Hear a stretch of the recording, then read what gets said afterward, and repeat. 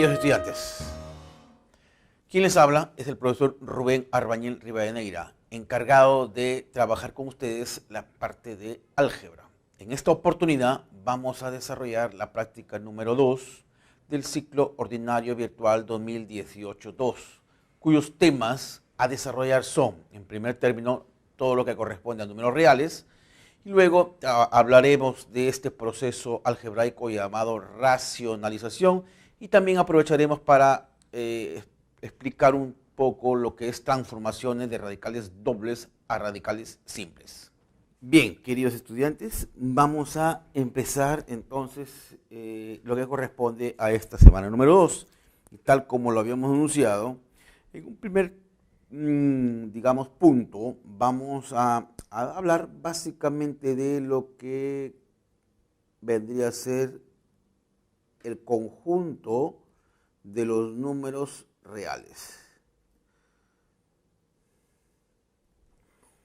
Esto se puede trabajar en forma axiomática, partiendo de la premisa que todo axioma es un enunciado que no necesita demostración, sino más bien que nos permite o nos sirve para poder demostrar propiedades bajo o tomando como referencia estos axiomas. Entonces, cuando uno construye el sistema de los números reales, habla pues de un conjunto no numérico que es no vacío. En este caso hablamos de esta forma, lo vamos a anotar con R.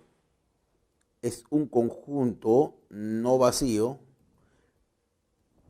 que está provisto o está dotado de dos operaciones, que son la adición y la multiplicación. Entonces hablamos de este conjunto R que está provisto de dos operaciones y de una relación de orden, que es la relación menor que satisface a la vez una determinada cantidad de axiomas, como por ejemplo el axioma de la cerradura o de la clausura, el axioma de la conmutatividad, asociatividad, existencia del elemento neutro aditivo, que en este caso sería el 0, la existencia del inverso aditivo, es decir, si A es un número real, está garantizado que existe el inverso, que sería menos A. Estamos hablando del inverso aditivo. Entonces, hay ciertos axiomas que se deben cumplir precisamente dentro de este sistema numérico llamado el conjunto de los números reales.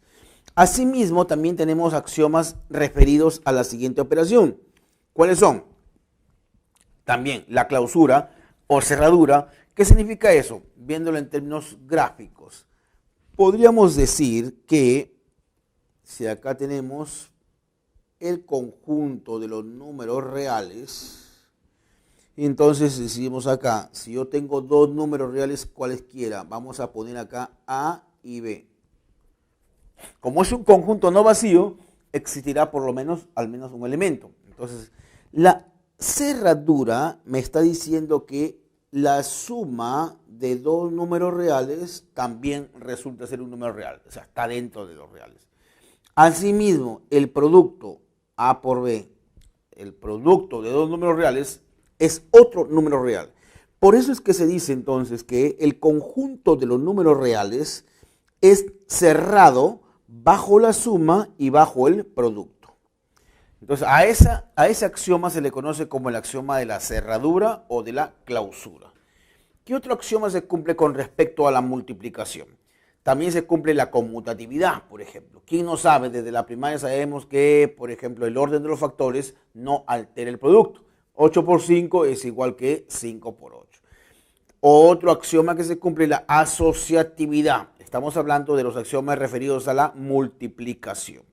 Es decir, esto, en otras palabras, me está diciendo que A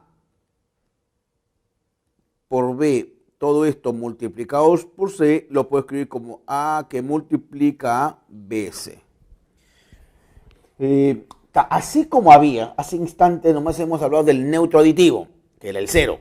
Todo número sumado con 0 me queda el mismo número, o sea, pues hace la labor de un neutro, no hace absolutamente nada. En la multiplicación también tenemos el neutro. ¿Cuál es? El 1. Por ejemplo, todo número real multiplicado por 1 me da el mismo número real. Entonces vuelvo a repetir, así como existe y está garantizada la existencia del neutro aditivo, también existe el neutro multiplicativo, que son el 0 y el 1 respectivamente. Habíamos hablado del inverso aditivo. Todo número real tiene su inverso aditivo. Ejemplo, si yo tengo A, que es un número real, entonces existe el menos A, que también es un número real, llamado inverso aditivo. Con respecto a la multiplicación, no todos los números reales van a tener inverso multiplicativo. Entonces yo podría decir acá, para todo A, pero que sea diferente de 0, entonces existirá, en este caso, A a la menos 1, que también resulta ser un número real. En buena cuenta, ¿quiénes tienen inverso multiplicativo? Solo tienen los números reales, pero diferentes de 0. El 0 es el único número real que no tiene inverso multiplicativo. Muy bien, entonces hablamos de 5 axiomas para la adición y 5 axiomas para la multiplicación. Hacemos, digamos, un repaso rápido.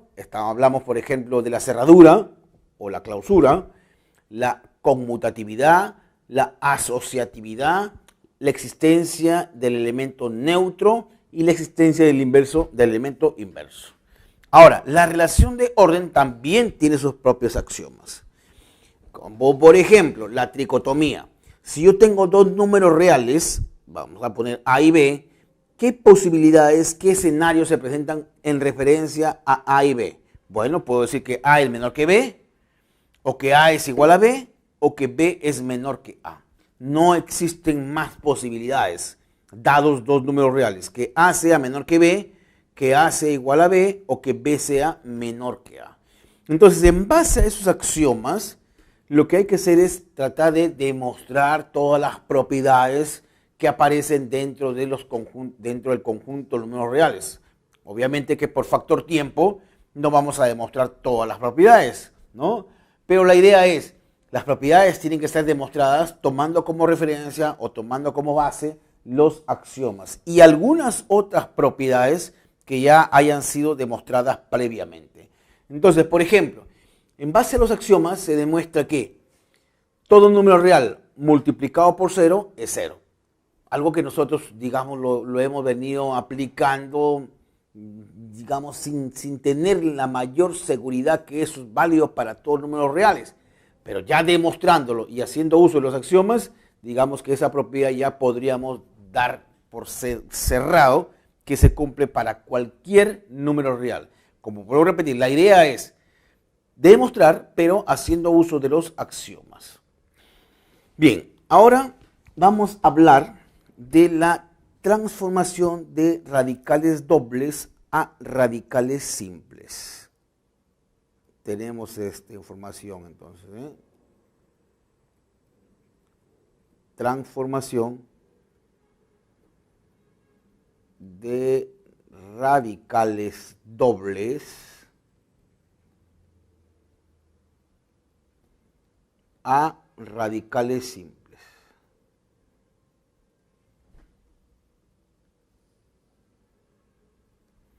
Tenemos lo siguiente acá. Veamos. Para empezar, un radical doble es una expresión que tiene esta forma. Acá podríamos decir A más B más el doble de la raíz cuadrada de A por B. Este es un radical doble. ¿Por qué recibe ese nombre? Claro está, nos podemos dar cuenta que hay un radical dentro de otro radical. Y entonces, necesariamente debe tener esta forma. Nótese, ¿qué de particular hay acá? Observemos que acá está la suma y acá dentro está el producto. Si nosotros somos capaces de transformar un radical a esa forma, entonces dice que esto se puede escribir o se podría expresar de la siguiente forma. Raíz cuadrada de A más la raíz cuadrada de B. Y si acá, por ejemplo, fuera diferencia, entonces sería raíz de A menos raíz de B. Esto ocurre siempre y cuando A sea mayor o igual que B. Como ejemplo, podríamos considerar lo siguiente, ¿eh? Vamos a suponer que tenemos acá, ejemplo.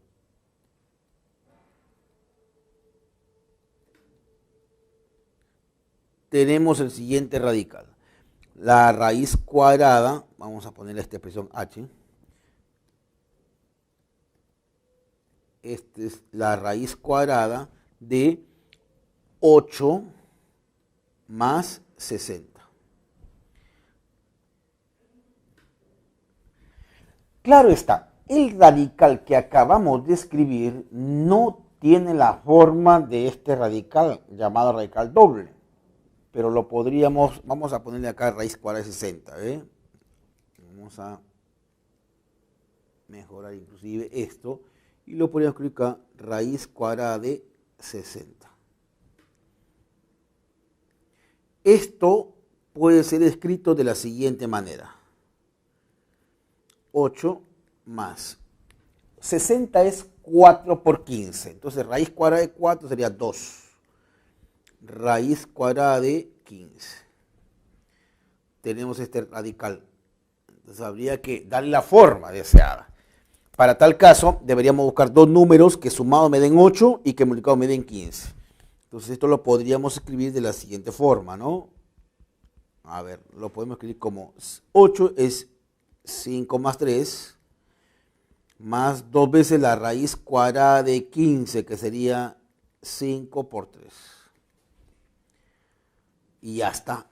Este radical doble, dado inicialmente como la raíz cuadrada de 8 más la raíz de 60, ya cogió esta forma.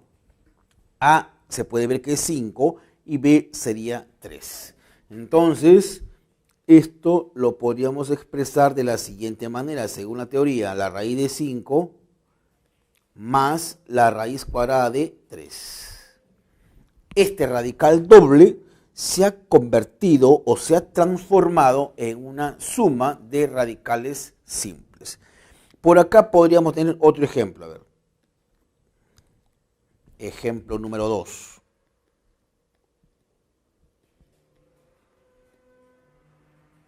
Vamos a ponerle a esta expresión h sub 2. Sería la raíz cuadrada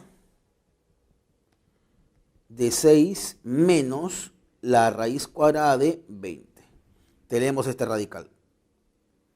Claramente nos podemos dar cuenta que no tiene la forma dada en la parte superior. ¿Qué es lo que destacamos en ese radical llamado radical doble? Que acá debe aparecer un coeficiente 2. Luego, acá fuera la suma y adentro el producto. Entonces, 20 lo puedo escribir como 4 por 5. Raíz cuadrada de 4 es 2. Es decir, este radical en versión arreglada lo podríamos escribir como 6 menos, repito acá, 4 por 5. Raíz cuadrada de 4 es 2.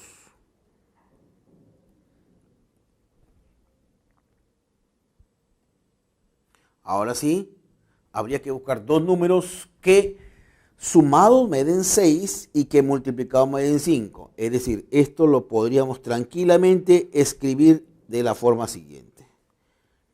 5 más 1, 6. 2 veces la raíz cuadrada de 5, que les podría escribir como 5 por 1. Nótese que este radical ya tiene la forma deseada. Acá está la suma y acá adentro el producto. Miren, A más B y A por B. A más B, A por B. Entonces, esto nos va a quedar de la siguiente manera, ¿eh? Raíz cuadrada de 5 menos la raíz cuadrada de 1. Ese radical doble ya lo hemos transformado, en este caso, en una diferencia de radicales simples. En su versión simplificada quedaría raíz cuadrada de 5 menos 1. A eso se refiere entonces cuando nosotros pretendamos transformar un radical doble en radicales simples. Lo más probable es que no se dé el radical de esa forma, ¿no? Como para poderlo aplicar inmediatamente. Entonces hay que hacer algunos arreglos algebraicos para que agarre o adopte esa forma y luego ya aplicar la fórmula que hemos dado. Por otro lado, acá vamos a trabajar también con este proceso algebraico llamado racionalización. ¿Qué cosa es la racionalización? Para empezar, en primer lugar, tendríamos que decir que la racionalización es un proceso algebraico en el cual, dada una expresión que de manera particular contenga radicales en el denominador, dada una expresión, entonces lo que hay que hacer es buscar una expresión equivalente a la que me han dado inicialmente, pero de tal fortuna que ya no tenga radicales en el denominador. A ese proceso algebraico se le conoce como racionalización. Creo que lo más saludable acá sería presentarlo a modo de ejemplos. A ver, entonces tendríamos acá un primer ejemplo. Ejemplo número 1. Por ejemplo, vamos a suponer que me piden racionalizar esta expresión. 5 sobre la raíz cuadrada de 3. Observemos ahí, que en esta expresión que está dado inicialmente aparece un radical como denominador. Entonces, podríamos decir acá que esta expresión, que yo lo he llamado h sub 1, lo podríamos escribir de esta forma. 5 sobre la raíz cuadrada de 3. Y vamos a hacer lo siguiente, ahí es donde vamos a aplicar este proceso algebraico. Para efecto de eliminar ese radical que esté en el denominador, vamos a multiplicar, obviamente, arriba y abajo, por, en este caso, raíz de 3. Algunos llaman a esto como el factor racionalizante, quedando de la siguiente manera. Cuando multiplicamos, acá nos quedaría 5 raíz cuadrada de 3, y raíz de 3 por raíz de 3 es 3. Observen, esto es lo que nos habían dado inicialmente, 5 sobre raíz de 3. Y lo que nosotros hemos encontrado acá es una expresión equivalente, pero de tal fortuna que en el denominador ya no aparezcan radicales. Estas dos expresiones son equivalentes, por cierto, ¿no? Acá se dice que ya está racionalizado, ya no aparecen radicales en el denominador. Un ejemplo 2, vamos a suponer que tenemos esta expresión, h sub 2. Por ejemplo, 12 sobre raíz de 6 menos, o más si quieres, raíz cuadrada de 2. Ahí está. ¿Qué observamos? Esta es la expresión original que se nos da. Pero nosotros queremos racionalizar. ¿Qué hemos dicho? Racionalizar es encontrar una expresión equivalente a esta, pero de tal manera que ya no aparezcan radicales en el denominador. Entonces vamos a ver lo siguiente.